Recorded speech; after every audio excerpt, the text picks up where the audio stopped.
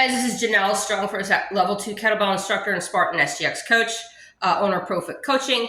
Wanted to go over some hip mobility drills and stretching with you guys. For those of you that are lifting a lot and running a lot and not cross-training, you guys that are doing your Strong First training with me, getting ready for your certifications, or also if you're into the Spartan OCR community, you're going to want to do these on a regular basis to open up your hips, because if you're lifting a lot, your hips can actually get a little bit coiled and tight. If you sit down a lot, same thing. And if you're running, the impact can actually do the same thing as well. So we want to really make sure that we're taking care of our hips, so protect our low back and get ourselves out of injury mode, okay? First thing I recommend doing is what we call a forward lunge stretch. You're going to take one leg, put it right in front of you, pull your pelvis forward. You're going to feel an immediate pull into your hip flexor, and then I just want you to lunge forward. I got a little bit narrow there, so yeah, lunge forward. Do not collapse. Do not turn to the side. Okay, do not overarch your back and stay right here for me.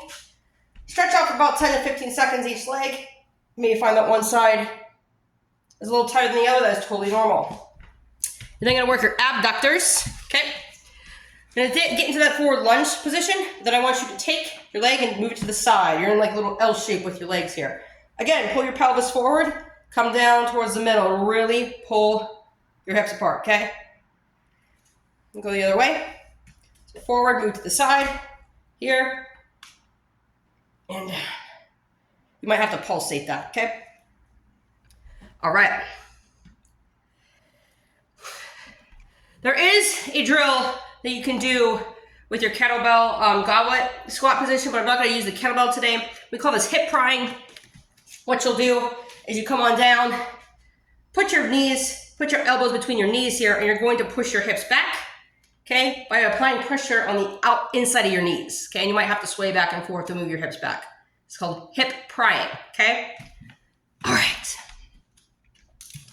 Lastly, there are some hip rolling drills that I've done from Primal Move before, if you remember that. It's now called ground force method. This really helps get your hips to move more fluidly, get your legs move more fluidly around the joint. What you're gonna do is you'll start with one leg on top of the other in like a crouched L position, elbow on the outside of the knee. We're going to roll and flip, go to the other side. One more time each way. And there's progressions to this that I'll show you here.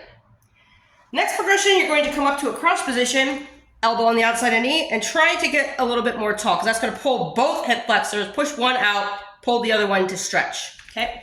Here, mobile, boom. Okay, one more time each way.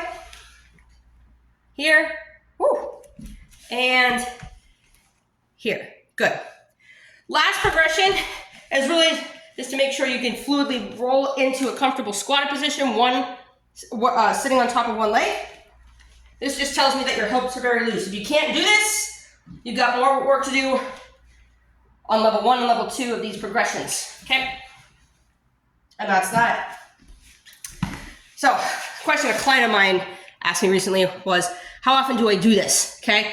I recommend the hip mobility drills after stretching, pre and post-workout, because when you lift or when you run, all right, you're going to get that impact or that strain on your body from the actual workout routine. So open yourself up before you work out and do it again as you cool down to make sure that you're keeping your body like nice and intact there, okay?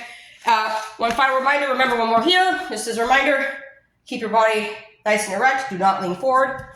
One more here, same thing. Do not collapse forward. And then when you're moving through your Primal Move progressions, try to keep your back nice and erect, okay? We don't want to slouch spine, because that's going to coil. That's going to cause some problems with overall posture. We want to make sure that we're working that, and doing a lot of this hip opening drills will help you with that as well, okay? That's it for today's video. We'll see you on the next one. Stay strong and press on, folks.